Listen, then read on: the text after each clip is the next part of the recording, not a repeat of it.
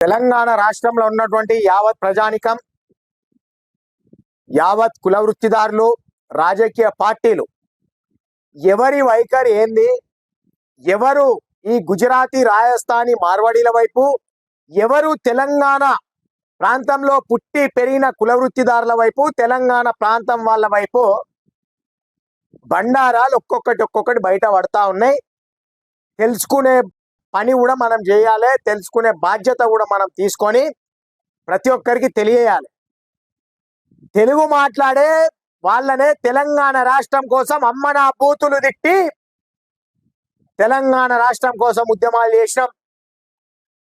తెలంగాణ రాష్ట్రం ఎవడన్నా వ్యతిరేకంగా మాట్లాడితే ఏం రా ఆందోళన కుట్టినవారా నువ్వు, తెలంగాణకు వ్యతిరేకంగా ఎందుకు మాట్లాడుతున్నావు అని అడిగినాం. వాళ్ళు మన హిందువులే కదా, వాళ్ళు మన తెలుగు మాట్లాడే హిందువులు కదా. మరి బాగా గమనించాలి.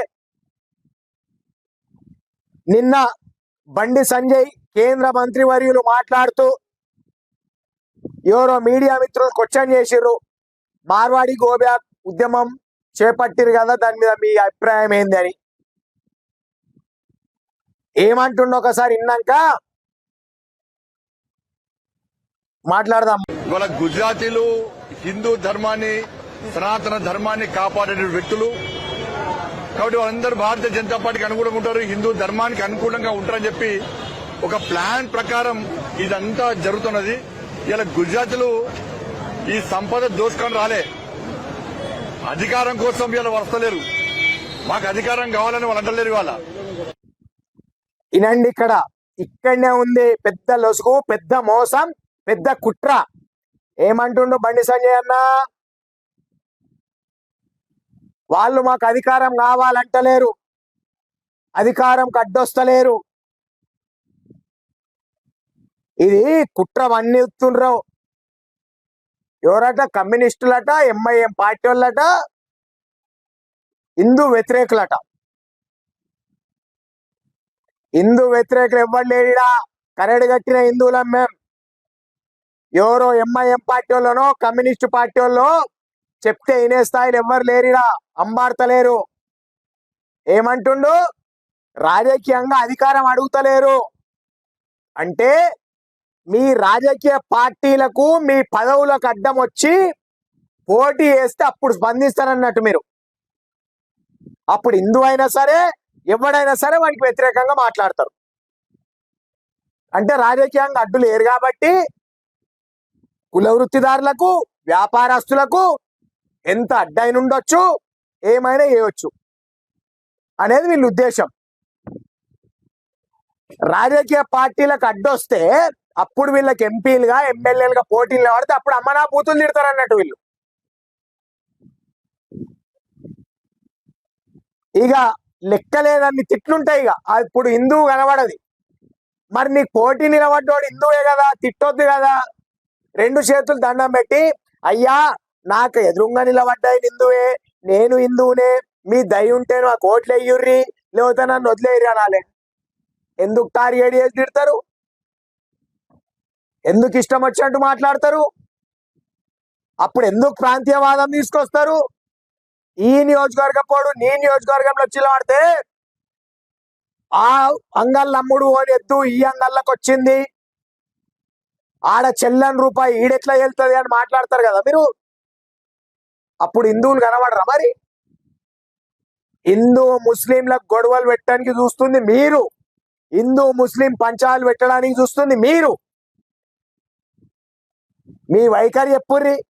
మీరు పక్క రాజస్థాన్, గుజరాతీ, మార్వాడీల వైపు చెప్పండి, మా ఓట్లు అవసరం లేదని చెప్పండి. మీ ఓట్లు మాకు అవసరం లేదు, పక్క మాకు వాళ్ళ ఓట్లే కావాలి, మా బీజేపీకి వాళ్ళే అనుకూలంగా ఉంటారని చెప్పుర్రి. స్టేట్మెంట్ ఇయ్యి, మీకు దమ్ముంటే ఇయ్యురి. వాళ్ళ ఓట్లతోనే గెలువురి, మా ఓట్లు అవసరం లేదని చెప్పురి. ఇన్ని రోజులు మంచి అభిప్రాయం ఉండే బండి సంజయ్ మీద కానీ, బీజేపీ పార్టీ మీద కానీ. ఇది బీజేపీ పార్టీ వైఖరా లేదా నీ సొంత వైఖరా? చెప్పాల్సిన బాధ్యత నీ పైన ఉంది. ఈడ కులవృత్తులు నశించి వాళ్ళు నెంబర్ దందాలు చేసుకుంటా, నెంబర్ మాలు అమ్ముతా ఉంటే, కడుపు గాలి మేము ఒలురుతా ఉంటే, దీనికట ఎంఐఎం వాళ్ళట, కమ్యూనిస్టులట, ఆ వీళ్ళట కుట్ర అన్నట బీజేపీ పార్టీ మీద రెచ్చగొడుతురట. ఏమంటున్నావు? రోహింగ్యాలను ఎందుకున్నావు నువ్వు ఆ పదవిలో? నీకు చేత కాకపోతే రోహింగ్యాలను తరిమి కొట్టుడు. ఇమీడియట్లీ ఫస్ట్ రిజైన్ చేయి, రిజైన్ చెయ్యు. చేసి నీకు దమ్ముంటే మళ్ళీ నిలబడి అదే కరీంనగర్ లో నిలబడి నాకు ఈ రాజస్థాన్, గుజరాతీ, మార్వాడీలో ఓట్లే కావాలి, ఎవ్వరు కూడా తెలంగాణ బాధలు, తెలంగాణ కుల వృత్తిదారుల ఓట్లే వేయకండి అని చెప్పే పిలుపుని నోరు నీకే ఉందనుకుంటున్నావా? రోహింగ్యాలు బార్డర్ దాటి తెలంగాణ రాష్ట్రంలోకి ప్రవేశిస్తే, ఇండియాలోకి ప్రవేశిస్తే ఏం చేస్తా ఉన్నాయి నీ నిఘా వర్గాలు? ఏం చేస్తా ఉన్నావు నువ్వు? కేంద్ర హోం శాఖ సహాయ మంత్రి కదా, ఏం చేస్తా ఉన్నావు? అధికారంలోకి వస్తే రోహింగ్యాలను తరిమి కొడతామన్నావు కదా, ఏం చేస్తున్నావు తరిమి కొట్టకుండా? ఓట్ల రాజకీయం చేస్తుర్రా? హిందువులకు ముస్లింలకు కొట్లాటలు పెట్టాలని చూస్తుర్రా? హిందూ ముస్లిం బాయ్ బాయ్ కలిసే ఉంటాం.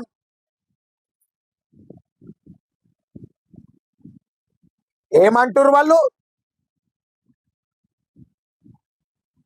హిందువుల కుల వృత్తులకు ఏంటన్న అడ్డంకి ఉన్నారా వాళ్ళు? ఈ రోజు కిరాణ్ షాపులు దెబ్బతీసిర్రు. నీ గుజరాత్, రాజస్థాన్ వాళ్ళు వచ్చి 2 నెంబర్ మాల్ అమ్ముకుంటా చెప్పుల షాపుల వృత్తులను దెబ్బతీసిర్రు. చెప్పులు అమ్ముకునే వాళ్ళని, బ్యాంగిల్ స్టోర్ వృత్తిని దెబ్బతీసిర్రు. గాజులు అమ్ముకునే మహిళల అంతో ఇంతో గాజులు అమ్ముకొని బతుండే. నా స్వర్ణకార కుల వృత్తిని దెబ్బతీసిర్రు. నా విశ్వకర్మ కుల వృత్తిని దెబ్బతీసిర్రు. కార్పెంటర్ వృత్తిని దెబ్బతీసిర్రు. స్టీల్ సామాన్ల షాప్ల దుకాణాలు పెట్టి ఆ వృత్తిని దెబ్బతీసిర్రు. ఇత్తడి సామాన్ల దుకాణాలు పెట్టి ఈ వృత్తిని దెబ్బతీసిర్రు. మొబైల్ షాప్ల అమ్ముకొని బతుండే నిరుద్యోగులు. ఆ నిరుద్యోగులు బిజినెస్ చేసుకుంటూ వాళ్ళ పొట్టగొట్టి 2 నెంబర్ మొబైల్ అమ్ముకుంటా వాళ్ళ వృత్తిని దెబ్బతీసిర్రు. అడ్డమైన పానీపూరి బండ్లు పెట్టి, అడ్డమైన స్వీట్లు అమ్మి, అడ్డమైన పాలుదలు అమ్ముకుంటా ఆరోగ్యాలు ఖరాబ్ చేస్తా ఉన్నారు. ఇవి కనబడతలే మీ కళ్ళకు? వాళ్ళ అధికారం అంటే అధికారం అడిగితే స్పందిస్తారన్నట్టు మీరు. అధికారం అడిగితే అప్పుడు రాజస్థాన్ ఓడోడు గీడ నిలవడానికి అంటారన్నట్టు మీరు. అంటే ఎంతసేపు రాజకీయమే కావాలి? నిరుద్యోగులకు ఉపాధి చూపెట్టుర్రి. నిరుద్యోగులకు కేంద్ర ప్రభుత్వం ద్వారా, బ్యాంకుల ద్వారా రుణాలు ఇప్పి, రాష్ట్ర ప్రభుత్వం నుంచి బ్యాంకుల ద్వారా రుణాలు ఇప్పిరి, ఉద్యోగ భద్రత కల్పిరి. రాజశేఖర్ రెడ్డి ఉన్నప్పుడు రాజీవ్ యువశక్తి అని చెప్పేసి ఒక స్కీమ్ పెట్టిండు. ఆటోలు నడిపించుకునేటోళ్ళకి ఆటోలు, కిరాణ్ షాపులు పెట్టుకునే వాళ్ళకి కిరాణ్ షాపులు, టెంట్ హౌజులు పెట్టుకునే వాళ్ళకి టెంట్ హౌజులు, మెడికల్ షాపులు పెట్టుకునే వాళ్ళకి మెడికల్ షాపులు, గిఫ్ట్ ఆర్టికల్ షాపులు పెట్టుకునే వాళ్ళకి గిఫ్ట్ ఆర్టికల్ షాపులు. ఇట్లా రకరకాల బిజినెస్లు చేసుకొని బతకండి అని చెప్పేది రాజీవ్ యువశక్తి అని చెప్పి బ్యాంకుల ద్వారా రుణాలు ఇప్పించిండు. అట్లాంటి కార్యక్రమాలు చేయండి. ఎంతసేపు ముస్లింలను తిట్టాలి, హిందువులను రెచ్చగొట్టాలి, మీ లబ్ధి పొందాలి. ఇదే పని. ఓయో రూములు తెచ్చింది ఓడు యువతని ఎడగొట్టడానికి. నీ గుజరాత్, రాజస్థాన్ వాళ్ళు కదా. ఓయో రూమ్లు ఏం చెప్తుంది? ఓయో రూము నీ కల్చరు. నీ రాజస్థాన్, గుజరాత్ వాళ్ళు ఏం చెప్తుర్రు? ఓయో రూములు తీసుకొచ్చి హైదరాబాద్ కు. ఎవడు ఓయో రూమ్లకు ఓనరు? ఇది చెప్తుందా మన హిందూ ధర్మం? ఓయో రూములు పెట్టుర్రి అని చెప్తుందా? పిల్లలను ఎడగొట్టమని చెప్తుందా? ఇంకా కొంతమంది లవ్ జిహాద్ పేరు మీద వీళ్ళకి బుద్ధి ఉండాలి కదా. ఈ పిల్లలను కన్నా తల్లిదండ్రులకు బుద్ధి ఉండాలి కదా. నా పిల్లలు ఏ దారిలో పోతుర్రు, ఎవడెంబడి తిరుగుతుర్రు, ఎవరితో గులుగుతుర్రు అని చెప్పి వాడు మస్తు ట్రాప్ చేస్తాడు. వీళ్ళు చెప్పు చూపెట్టాలి కదా. అరే బాడుకో మళ్ళొకసారి అంటే చెప్పిరుగుతుంది, ఎవరిని గెలుకుతున్నారు అని అనాలి కదా. వీళ్ళ సుఖం కోసం వాడు ఎంబడి తిరిగి అన్ని వేసి లాస్ట్ గుర్తుకొస్తుంది వీళ్ళకు.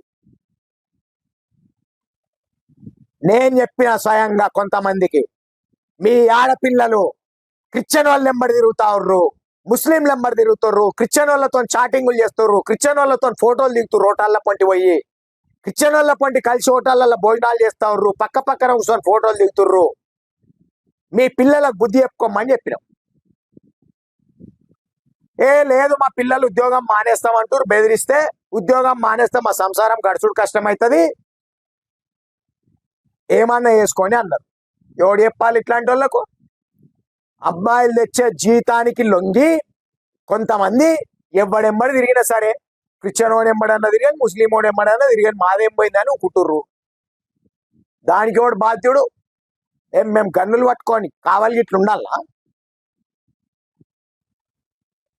ఎవడు లవ్ జిహాద్ చేస్తుండు, ఎవడు లవ్ జిహాద్ ట్రాప్ చేస్తున్నారు, రాజకీయం చేస్తుర్రు. ప్రతిదీ మీరు రాజకీయం చేసి ఓట్లు పొందాలని చూస్తుర్రు. 8 ఎంపీలు వచ్చినాయి కదా మొన్న, వార్డ్ మెంబర్ కూడా గెలవరు చూసుకోరు మీరు. ఇట్లనే మీరు రాజస్థాన్, గుజరాత్లకు సపోర్ట్ మాట్లాడి ఇక్కడ లోకల్ వ్యాపారస్తులకు వ్యతిరేకంగా మాట్లాడి చూడుర్రి. మీరు ఒక్క ఎంపీ కాదు, వార్డ్ మెంబర్ కూడా గెలవరు మీరు తెలంగాణ రాష్ట్రంలో. గుర్తుపెట్టుకోర్రి. మేం ప్రతి ఎలక్షన్ల కేంద్రంలో బీజేపీ ఉండాలి, రాష్ట్రంలో ఏ పార్టీ అనుకూలంగా ఉంటే ఆ పార్టీకి ఓట్లేద్దాం అనుకున్నాం. మొన్నటిసారి రాష్ట్రంలో కాంగ్రెస్ ఉండాలి, కేంద్రంలో బీజేపీ ఉండాలనుకున్నాం మొన్న కూడా. ఈసారి అది కాదుగా. ఈసారి ఎవడైతే మా లోకల్ కురవృత్తిదారులకు, లోకల్ వ్యాపారస్తులకు సపోర్ట్ గా ఉంటాడో ఆ పార్టీనే గెలిపిస్తాం. లోకల్ వ్యాపారస్తులు అంత తక్కువ అంచనేస్తురా మీరు? ఒక్కొక్క నియోజకవర్గంలో 1,00,000 ఓట్లు వన్ సైడ్ వేయించే కెపాసిటీ ఉంది లోకల్ వ్యాపారస్తులందరికీ. ఎన్ని వ్యాపారాలు ఉన్నామో తెలుసా? మేము బంగారం షాపులు మాయే, కార్పెంటర్ షాపులు మాయే, కమ్మరి కొలిమి మాదే, దేవుడి విగ్రహాలు చేసేది మేమే, ఇత్తడి సామాన్ల షాపులు మాయే, బట్టల షాపులు మాయే, కిరాణా షాపులు మాయే, మొబైల్ షాపులు మాయే, పూల దుకాన్లు మాయే, చెప్పుల షాపులు మాయే, ఎలక్ట్రికల్ సామాన్లు షాపులు మాయే, హార్డ్వేర్ మాదే, ప్లైవుడ్ మాదే, బండల షాపులు మాయే, సిమెంట్ షాపులు మాయే. ఇట్లా ఎప్పుకుంటూ పోతే ప్రతి ఒక్క వ్యాపారంలో ఉన్నాం. ఇవన్నీ వ్యాపారాలు నీ గుజరాతీ, రాజస్థానీ, మార్వాడీలు దెబ్బతీస్తున్నారు కాబట్టి కడుపు మండి ఉద్యమం చేస్తా ఉన్నాం.